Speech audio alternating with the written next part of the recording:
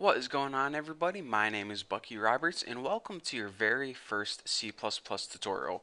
Now, my guess is that if you're watching this video, you probably already have a basic understanding of what C++ is. But for those of you guys who don't, C++ is a computer programming language. It's how you make computer programs, computer games. So if you're interested in making any of those, then congratulations, you're in the right spot. So before we just start opening any program and trying to write C++ code, I want to let you guys know that you need to download and install a few programs first. Now, good news, all these programs are entirely free. But before we just go ahead and start installing them, let me tell you guys what they are and what they do. The first program that you're going to need is called an IDE. This is pretty much the program that allows us to write the code and run it. Aside from that, we need something called a compiler. Now, a compiler is basically the thing that translates the code that something that computer programs can understand to something computers can understand.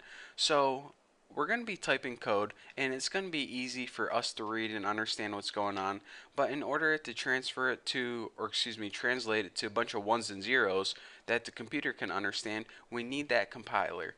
So with that being said, a lot of people download these separately. They download an IDE and then they download a compiler. But what I'm going to be doing is I'm going to be showing you guys a program that is going to allow you to download and install it all in one big shebang. So let's go ahead and open Google, and like I said, don't worry about paying for anything because this program is entirely free.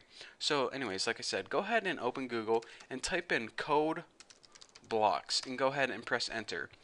Now the first link that's going to pop up is probably going to be for codeblocks.org. So go ahead and click that, and this is the program that we're going to be downloading. So of course we need to find the download link. You can either click on this one on the left or this one on top, it doesn't matter.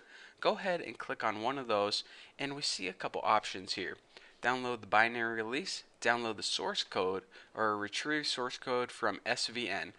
We're going to want to download the binary release. It's the easiest and most simple way to download this program, CodeBlocks. So go ahead and click download binary release and check it out.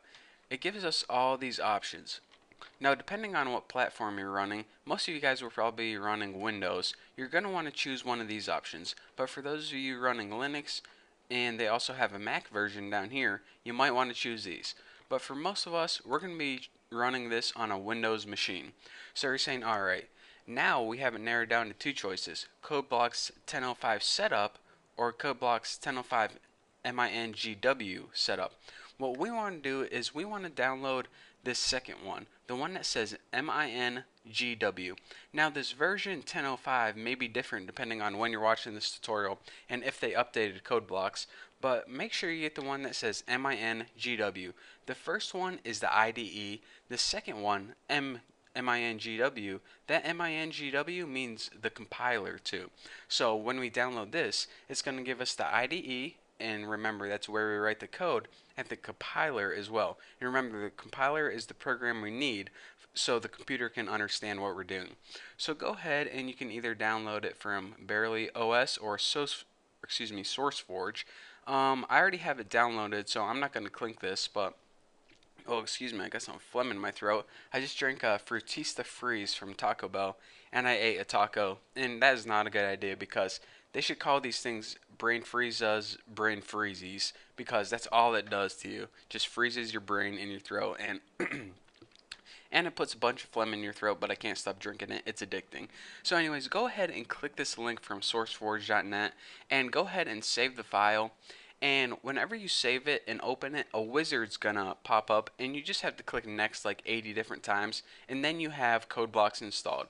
So I already installed it, so I'm not gonna walk you guys through how to do that because it's really simple, and I'm not gonna act like you guys are dumb and you don't know how to install things on your computer. So anyways, once you have it installed, you have this program called CodeBlocks right here.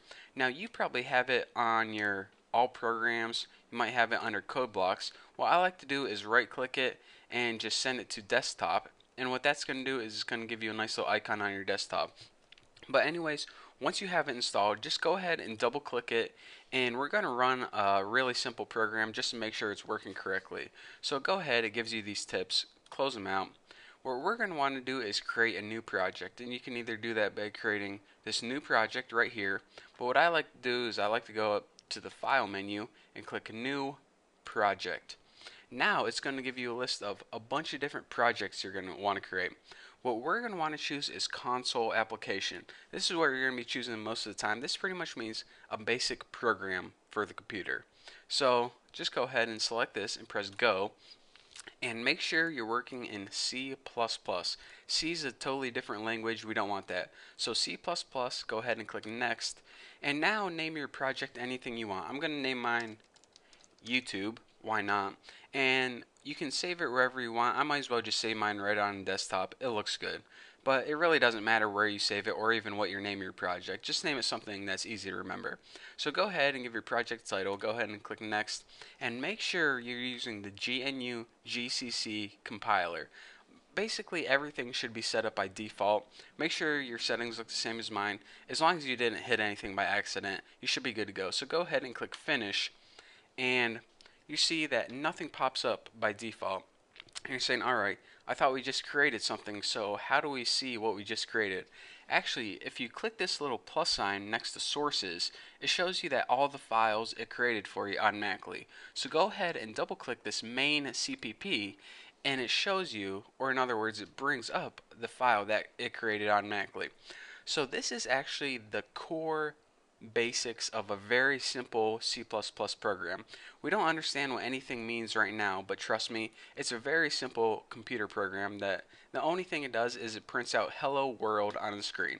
So to make sure that everything is set up and running smoothly, let's go ahead and we need to do something called build and run this. Now I'm going to be talking about this later, but for now I just want to make sure that your computer is set up, you installed it and downloaded it properly. So go ahead and click this build and run icon right here. It's with the little gear and the little green triangle. So go ahead and click that, and it should, maybe flash a couple boxes. But basically, a box should pop up that says Hello World. And this is all that that program is. Basically, it prints out Hello World on your screen. So if you build and run this and you get Hello World, it means that you downloaded it, installed it, and set up your project successfully. So we are good to go. So again, I know you guys don't know what any of this means or even know how to code one line of code yet, but I'm going to be going over that in the future tutorials. But for now, that's all I have for you guys. So thank you very much for watching. Don't forget to subscribe, and I'll see you next tutorial.